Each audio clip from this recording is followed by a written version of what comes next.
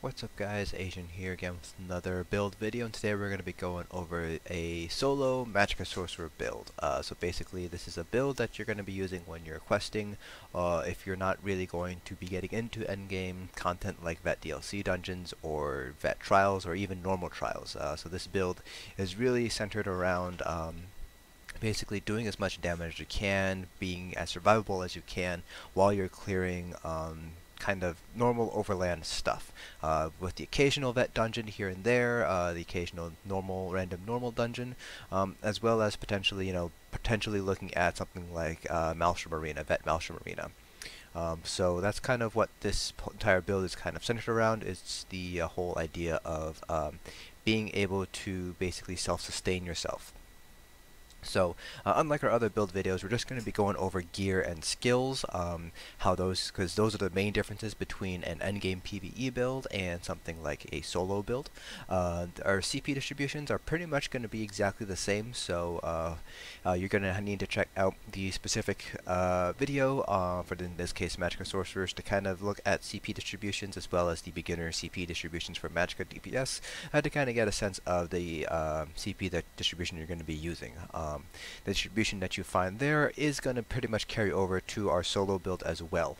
So there's not really going to be that much space for I guess moving CP points around. Of course, if you are doing normal content, you're not really doing group content, you can really put CPs anywhere, but it is obviously best to put certain CPs into certain nodes in order to get the most out of your build. So starting off here, we're going to start off with our gear. So I am on a Magicka Sorcerer, so I will be using a pet. The pet is very useful to use on a Magicka Sorcerer because it can pull enemies away from you, as in enemies might turn to attack your pet instead of you, which basically helps you survive a little bit longer. And the pet does do a nice amount of damage as well, so it's basically another source of DPS. So we will be using a pet build for our overland content. So a couple assumptions about this build. The first assumption is that we don't really do vet dungeons that much, so we don't have access to a monster helm set, or at least a full monster helm set. So in this case, we will not be using any monster helms. We assume that you do not have access to ESO Plus or the Morrowind expansion, so basically you only have access to the base game areas, so those are the 15 different alliance areas, as well as Craglorn, Cold Harbor, and Cyrodiil. So you only have access to sets that come from there. You do have access to all of the crafted sets, however, as well as the other sets from other games, from the other zones. You just don't have any bind on pickup items, so any sort of dungeon sets, for example, from Shadows of the Hist, you won't have access to that, and you won't have access to Moondancer from Maw of Lorcage. And speaking of Maw, we're also going to be assuming that you don't do any trials, or you haven't done any trials enough in order to get your jewelry set together. So you won't have access to IA, you won't have access to Moondancer, you won't have access to Master Architect, you also haven't run Vet Dragonstar Arena, you haven't run Vet Maelstrom Arena, so you won't have access to Master Weapons or Maelstrom Weapons. So that's kind of the assumptions that I went with when I went ahead and tried to make this build. So we're going to be going with two 5-piece sets. The first set here is going to be Elegant. Queen's Elegance is a light armor set that comes from Ordon, so it is a dropped set, so you can purchase it off guild traders or you can farm it yourself. It has spell damage as a 2-piece, max magicka as a 3 and 4-piece, and the 5-piece increases our light and heavy attack damage by 20%. So already you can kind of see where I'm going with this. This is going to be a heavy attack build. The idea behind this is in order to have good heavy attacks, use heavy attacks in order to keep your sustain up.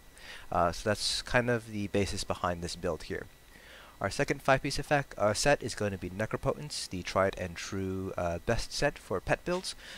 Basically all magicka from 2, 3, or 4-piece, and the 5-piece when you have a pet active, your max magicka increases by 3150.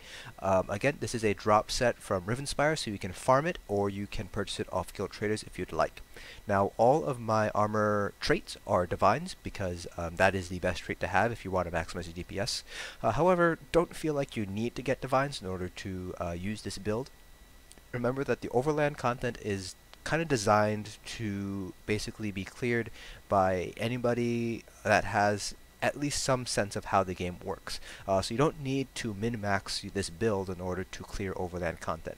I would recommend getting all the vines if you do intend on using this build to clear Maelstrom Arena, or if you want to bring this into, group content like vet dungeons or normal trials or random normals.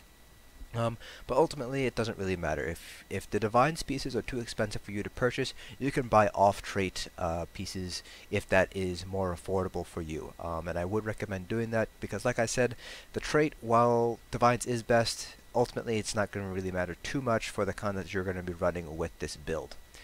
So you do have options in terms of sets here. Julianos is a crafted set that comes from Hrothgar, so you will have to ask somebody to craft it for you, or you're going to have to purchase it off of guild traders in order to use Julianos.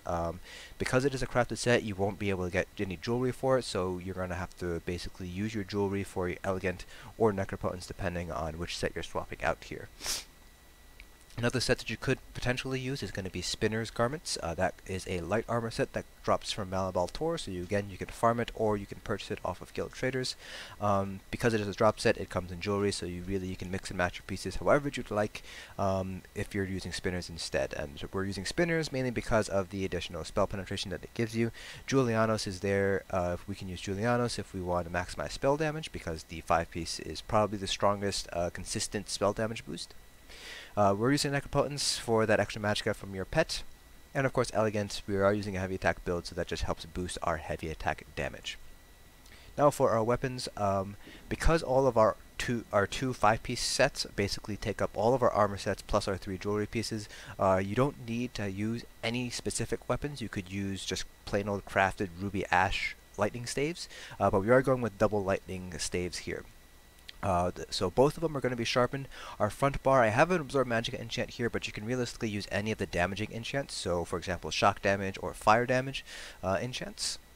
And for your back bar, you're going to want to use a weapon damage enchant, but you can use other enchants, for example Absorb Magicka, or you can use a flame damage enchant if you have a shock damage on the front bar, or vice versa, a shock damage on the back bar if you have a flame damage on the front bar. So you can really play around with your enchantments here however you'd like, because again, you're not really min-maxing for vet or normal trials, so it's not really that big of a deal. So again, you can use any set lightning staves that you find. It's probably easier just to craft it yourself. We are going with sharpened instead of infused, mainly because penetration is going to be a big source of our DPS, so we want to kind of maximize penetration because we're not getting any group debuffs, we're not getting major breach from Ellie Drainen. So for our jewelry enchants, I actually have 2 spell damage and 1 Magicka regen enchant. I like to have a little bit additional Magicka regen because even though we are using a heavy attack build, you will need to drop your dots, so you will be using up Magicka a little bit there, so it's nice to have that additional regen. However, you can use 3 spell damage glyphs if you want to. That's entirely up to you how you want to play around with your jewelry glyphs. Everything else is pretty much cookie cutter, so we have 64 points into Magicka. You can put a couple more points into health if you'd like. I actually decided to put a health enchant on my hat here in order to give myself a little bit more health. You don't really need to do this. We will be using blue food, so that's basically max health, max Magicka food. But because all of our armor pieces are light, we're not getting any additional health from the Undaunted passives or the heavy armor passives. So we will need to either use a pet, and we're going to be using this build, or we're going to need to use a health enchant on a large piece. So that's basically what I did here. I put the health enchant on my hat. But like I said, you could just put a couple more points into health if you want to. So you can move, maybe 5 or 6 points out of Magicka into health, and kind of take that little bit of a DPS loss. It's not that big of a DPS loss in order to give yourself a little bit more survivability. For our Mundus stone, we're going to be going with the Lover, which increases our penetration. Again, this is because we're not getting any Ellie Drain from anybody else, really, so we're not really going to be reliant on Ellie Drain in order to get our penetration. So Lover is going to be our primary source of penetration. So Overland content, mobs have a resistance of 9100, so half that of your normal dungeon mob or dungeon bosses. So the Lover pretty much cuts their resistances down in half, which is a pretty big boost to your DPS, especially for Overland content. Now for Maelstrom Arena, the bosses have varying degrees of resistances, so but still, even if you're doing Maelstrom Arena, you're not really going to be using Ellie Drain, so Lover is still going to be preferable if you are going to end up using this build to do something like Maelstrom Arena. And like I said earlier, we're going to be using max health, max Magicka food. Now for our skills. For our front bar, we're going with Clench. Boundless Storm. Boundless Storm, we're using this for our major resolve and major ward buffs, which increases our physical and spell resistance. So this helps add to our survivability while also giving us a nice damage boost while we're in melee range. A lot of mobs, overland mobs, do tend to run to you and kind of go into melee range, so that's additional source of damage there. We have our pet, obviously. We have Haunting Curse. You can use Daedric Prey if you'd like. I like to have Haunting Curse for when I want to use a non-pet build, but that's up to you. You can use Daedric Prey if you want to. Inner Light and Suppression Fields. So I'm assuming that you're not really going to take the time to grind out Mage's Guild 10 to get Shooting Star. If you do have Shooting Star, you would use Shooting Star instead. However, if you don't want to grind Mage's Guild up to level 10, then you could use one of either of Suppression Field, which is the Dark Magic ultimate under the Sork line, or you can go with any of the Storm Atronach ultimates, so either Greater Storm Atro or the Charge Atro. It doesn't really matter which one you choose, they're both good options. We're just going to really be using its ultimate, mainly because we get 2% additional spell damage when we do have a Sork ability slotted, so this just gives us a little bit of additional DPS. I personally prefer Suppression Field because it does stun enemies that are within your negate once you drop it. It doesn't stun every single mob, but it will stun most mobs that you have to deal with. It's very useful to have in a pinch when you are surrounded by a lot of enemies. For example, in delve bosses, in public dungeons, the extra stun, the 12-second stun, is very, very useful to have. For our back bar, we have Power Surge. This gives us major sorcery, so we're assuming we're not using any sort of spell power potions at all, because that's just kind of a big loss in terms of it's a huge gold sink. So we're using Power Surge for our spell damage boost, for our major sorcery boost. Plus, it also heals us whenever we deal a critical hit, so that's nice for our survivability as well. Liquid Lightning, our pet, Blockade of Storms. And then Hardened Ward is going to be our shield. You can use the other morph in Powered Ward if you'd like. Hardened Ward will give you more survivability, but the shield will last for 4 seconds shorter. So it's kind of up to you how you want to do it. I prefer Hardened Ward for the additional shield strength, but that's kind of up to you how you want to deal with it. And then we have the Destro Staff ulti here. So we are assuming that you have kind of played the character enough to get up to level 50 in the Destruction Staff, so you do have access to this ultimate. And like I said, CP point distribution, I'll put a link below for the endgame PvE Magsork build that I use. CP distribution is pretty much going to be the exact same there. I'll also put down in the description the beginner Magicka kind of CP distribution as you level up, so you guys have an idea of where your CP should go as you're leveling your tune. So this is going to change a little bit with Dragon Bones, so I will update these videos, and I will again update the description once Dragon Bones releases and we kind of get a better idea of where things are going to go once this next patch drops. Now I'm going to show you guys a little bit of how you should be using this build here in Overland content. Also give you guys an idea of the DPS you're able to pull here. So obviously what you want to make sure you want to do is you want to make sure you have Surge up. That gives you your healing plus your major sorcery buff. Then basically what you do is you basically just drop your dots. So you know, Liquid Lightning, Blockade, your pet. If you need to use your shield, then use your shield. If you need to use Surge, put your Surge up. And once you drop everything, you can pretty much just heavy attack on whatever bar you are on. Basically, and that's basically it.